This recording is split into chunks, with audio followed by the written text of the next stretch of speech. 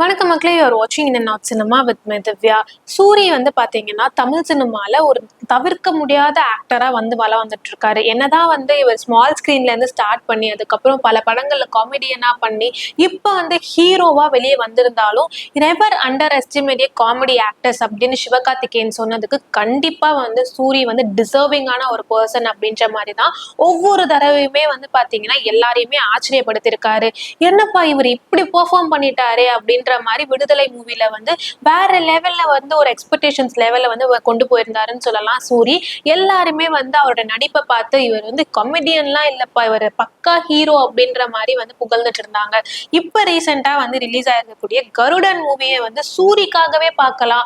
அவ்வளோ வந்து பாத்தீங்கன்னா அருமையா நடிச்சிருக்காரு. அவரோட நடிப்பு திறமையை வந்து வெளிப்படுத்தியிருக்காரு பயங்கரமா அப்படின்ற மாதிரிலாம் ரொம்ப பாசிட்டிவான ரெஸ்பான்ஸ் வந்து கருடன் மூவிக்காக வந்துட்டு இருக்கு. இந்த நிலையில வந்து பாத்தீங்கன்னா கருடன் மூவிக்காக சூரி வாங்கின சம்பளம் எவ்வளோ அப்படின்றதும் வந்து சோசியல் மீடியால ட்ரெண்ட் ஆயிட்டு இருக்கு. அது என்னன்னா கிட்டத்தட்ட 8 lakhs 8 லட்சம் ரூபாய் வரைக்கும் வந்து இந்த கருடன் மூவிக்காக சம்பளம் வாங்கியிருக்காரா சூரி. இந்த விஷயம் வந்து உண்மையா பொய்யா அப்படின்றதெல்லாம் அபிஷியலா சொன்னாதான் தெரியும். அப்படின்னாலும் ஸ்டில் வந்து பாத்தீங்கன்னா இதுக்கு கண்டிப்பா சூரி வந்து ரொம்பவே டிசர்விங்கான ஒரு பர்சன் தான். அவரோட டேலண்ட்டுக்கு வந்து பாத்தீங்கன்னா இவர் உண்மையாவே ஹீரோ தான்ப்பா அப்படின்ற அளவுக்கு பயங்கரமா வந்து புகழ்ந்துட்டு இருக்காங்க எல்லாருமே. நீங்க சூரியோட இந்த growth பத்தி என்ன நினைக்கிறீங்க? இப்ப சூரியோட நடிப்பை பார்க்கும் போது உங்களுக்கு என்ன மாதிரி கருத்துக்கள் இருக்கு அப்படின்றத கமெண்ட் பாக்ஸ்ல ஷேர் பண்ணுங்க. இந்த மாதிரி ரெகுலரான அப்டேட்ஸ்க்கு மறக்காம என்ன சப்ஸ்கிரைப் பண்ணுங்க.